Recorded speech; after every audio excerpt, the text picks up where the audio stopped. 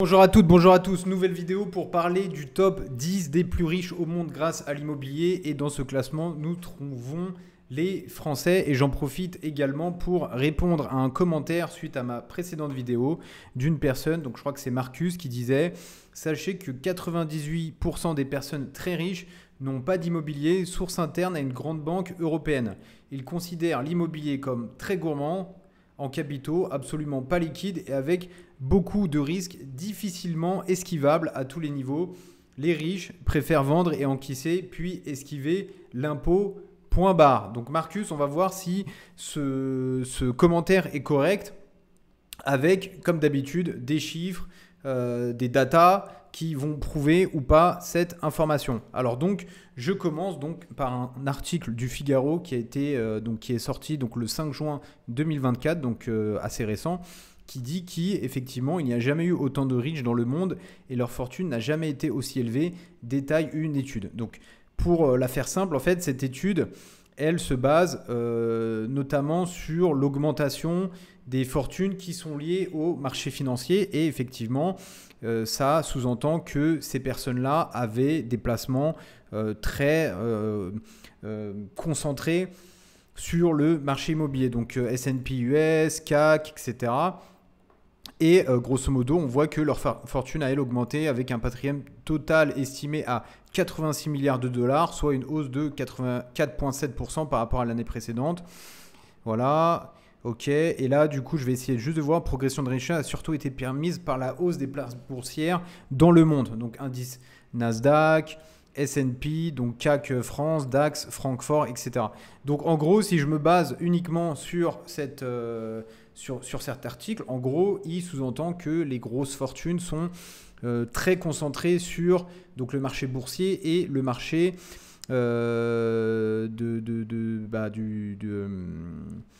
des marchés financiers. Voilà. Donc, avant de continuer sur l'analyse, sachant que moi, le report, là, le Wales, donc il se base sur le World Race Report, moi je l'ai lu également, et effectivement, ce report-là, il dit également d'autres choses. Donc, avant de continuer dans l'analyse, je vais juste regarder, alors grosso modo, le patrimoine des grosses fortunes par exemple françaises. Donc, j'ai pris les grosses fortunes françaises. Donc là, qui sont considérées comme des ultra high net worth individuals. Donc, c'est des individus qui ont des grosses fortunes, hein, au-dessus de 300 millions. Donc, qu'est-ce qu'on voit? Donc, on prend Bernard Arnault. Donc, voilà, Bernard Arnault, on le connaît tous, c'est LVMH. Bernard Arnault, aujourd'hui, il a 97,74% de son patrimoine qui est dans des participations cotées. Donc, participation cotée, c'est quoi? C'est principalement des equity dans son entreprise, donc LVMH. Bon, à côté, il y a d'autres entreprises. Et il a 2,26% dans des parties non cotées. Ce qu'il faut savoir pour LVMH, au sein d'LVMH, il y a, donc ce qu'il faut savoir, LVMH, c'est un portefeuille d'entreprises. Et au sein d'LVMH, il y a des entités qui, eux, font de l'immobilier et de l'hôtellerie de luxe.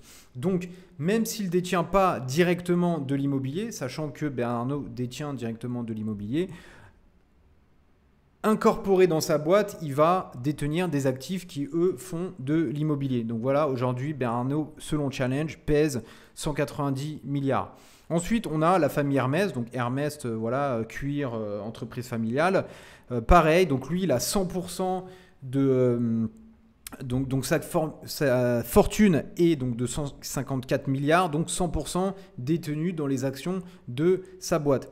Ce qu'il faut savoir, c'est que la famille Hermès également a de l'immobilier. Alors, si là c'est 100% coté, je pense que l'immobilier qu'il possède est notamment incorporé dans l'entreprise Hermès. Mais grosso modo, je crois qu'ils ont également, il y a du vignoble, il y a des hôtels, donc immeubles de luxe, etc.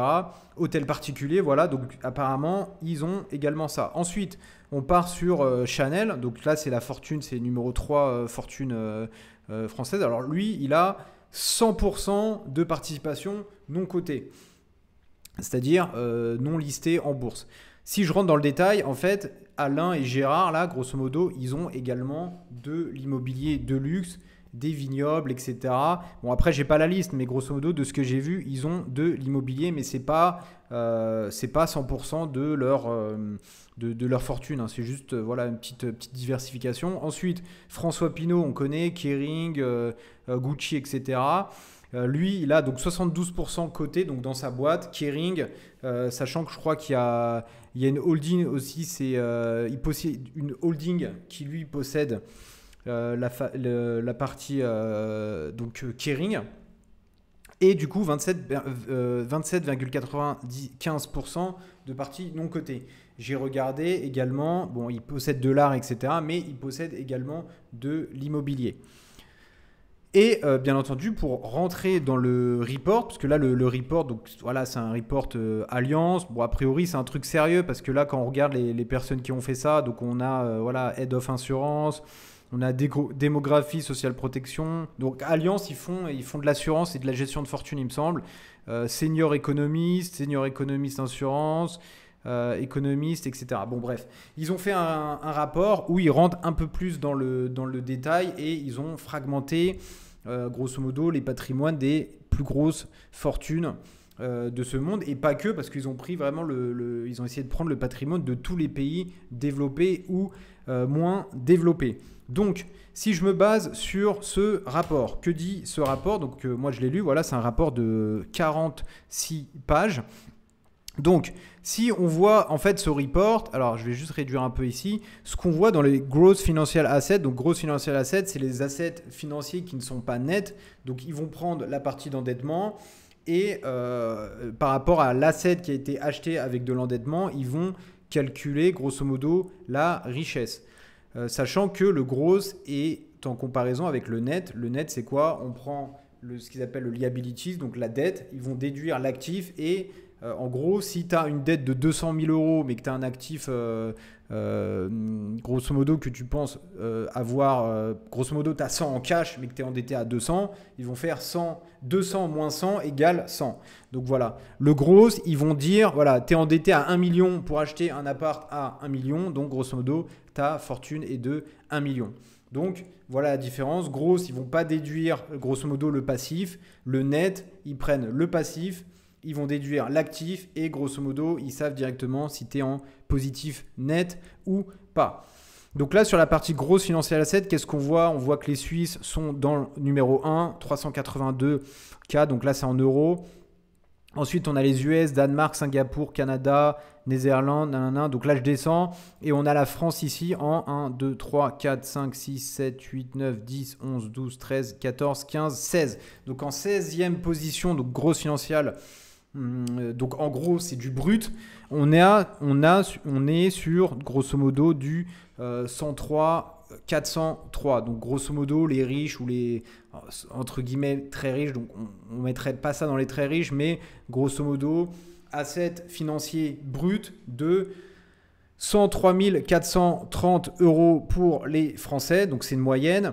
Et loin des Suisses qui, eux, ont gross financial asset de 382K euros. Ensuite, donc, les Français sont dans le top 16. Donc là, c'est asset plutôt brut. Ensuite, la page numéro 25, là, on a, donc comme je disais tout à l'heure, la différence entre le brut et le net. Donc, ils ont pris le passif, ils ont déduit l'actif et on a la partie nette. Quand on va dans la partie nette, donc net financial asset par capita, donc 2023, on voit que la France est ici, donc en top 1, 2, 3, 4, 5, 6, 7, 8, 9, 10, 11, 12, 13, 14, 15, 16. En 16e position, donc avec 72K, donc là on est toujours en euros, et les US, donc les Américains, sont en première position avec un patrimoine financier net de 260K euros, donc les Suisses restent en deuxième position, 255K. Ensuite, Danemark, Singapour, Taïwan, ok, Nouvelle-Zélande, Suisse, Canada, Hollande, Belgique, Australie, donc Japon, UK, donc Angleterre, Italie, Irlande, France. Donc France reste top 16 avec 72K euros, donc patrimoine net financier. Donc là également, on n'est que sur la partie financière. Je n'ai même pas pris en compte la partie immobilière. Et du coup, là, j'y viens. Donc c'est donc real estate, donc immobilier. Qu'est-ce qu'on voit sur la partie immobilier? Donc on voit ici sur le real estate en bleu, on a une différence de ségrégation de patrimoine entre la partie immobilière et la partie financière. Qu'est-ce qu'on voit? On voit que les Japonais sont orientés sur l'immobilier donc à 36%. Australie Nouvelle-Zélande à 60%, donc Europe de l'Est 55%, Europe de l'Ouest 54%, États-Unis, donc nord-américain, on va voir plutôt Canada, États-Unis 37% et grosso modo monde 43%. Donc là, ce qu'on voit, c'est qu'on a grosso modo un ratio de 30-70%, donc 30 sur l'immobilier, le reste plutôt sur des assets qui sont plutôt finance. Alors, ce qu'il faut savoir, c'est que dans le comportement d'investissement des pays, on va dire des personnes qui sont dans des pays, on va voir des pays qui vont avoir des stratégies où ils vont plutôt orienter sur l'investissement de l'immobilier, notamment comme en France, et on va voir des pays qui vont guider logiquement les gens à investir plutôt dans des fonds de pension. Par exemple, là, l'Australie, la Nouvelle-Zélande, les gens sont très très très friands d'immobilier.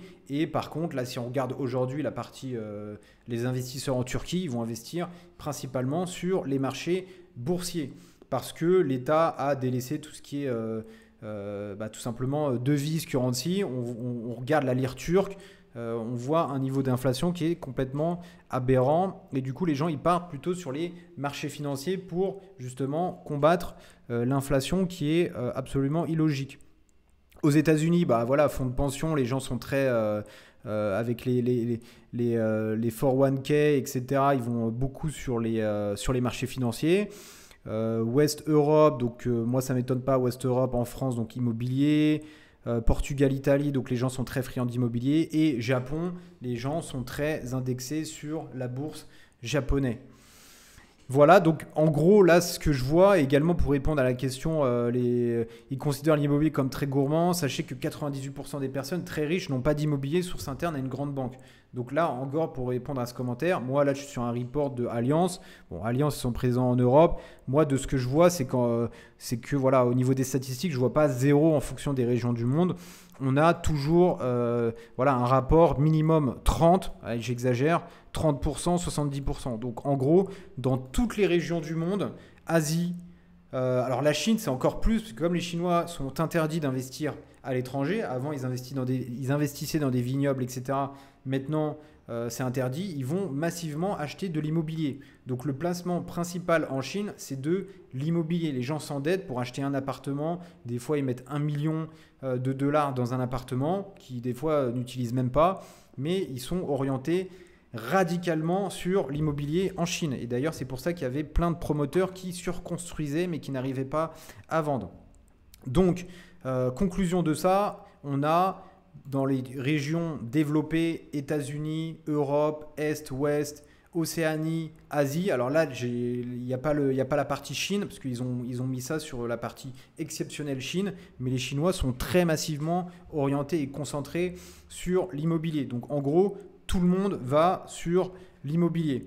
Ensuite, si je pars dans la page, je crois qu'il y avait une autre fragmentation aussi. Voilà, c'est ça. Donc là c'est le patrimoine financier net en prenant en compte la partie financière, donc si les gens ont des portefeuilles, actions, etc., plus la partie immobilière. Donc qu'est-ce qu'on voit en prenant donc, ces deux éléments? On voit que la France monte dans le classement, parce qu'au départ, la France était dans le top 16 du classement plutôt financier. Et là, si on prend la partie financière plus immobilière, la France monte au top numéro 10, si je ne me trompe pas. Donc Suisse 1, 2, 3, 4, 5, 6, 7, 8, 9, 10. Donc France numéro 10 avec un patrimoine net financier incluant la partie immobilière de 214 990 euros. Donc en Europe, ce que je vois, c'est quoi? C'est que l'Autriche, la Belgique, les Hollandais sont au-dessus, les Danois sont au-dessus.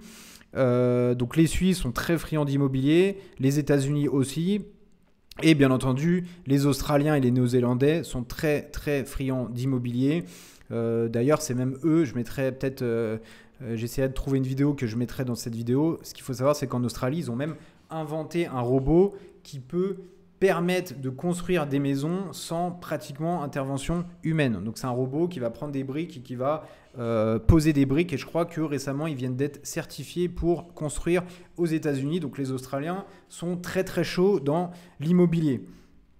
Donc conclusion de cette vidéo, les Français donc, sont dans le top 10 des plus fortunés au monde grâce bon, à la partie financière, mais notamment à la partie immobilière. Pourquoi? Parce qu'ils ont su utiliser le levier bancaire pour acheter des biens immobiliers, soit qu'ils ont gardés, soit qu'ils ont loués, et qui leur ont permis de booster leur patrimoine. Parce que voilà, aujourd'hui, la France est dans le top numéro 10. Et finalement, pour répondre à la question, donc plutôt aux commentaires, sachant que 90% des personnes très riches n'ont pas d'immobilier, source interne à une grande banque européenne. Donc moi, si je me base sur le rapport Allianz, qui est quand même une grosse boîte basée également en Europe, je dirais que non, parce que, comme on a dit, l'immobilier pèse au minimum dans le monde 36%. Voilà, donc si tu as des commentaires, n'hésite pas à les mettre en commentaire. Je me ferai un plaisir de les lire et de te répondre. Et encore une fois, abonne-toi à la chaîne, active les notifications. Et encore une fois, là, j'espère qu'on visera minimum les 100 abonnés prochainement. Et je te dis merci et à bientôt dans la prochaine vidéo.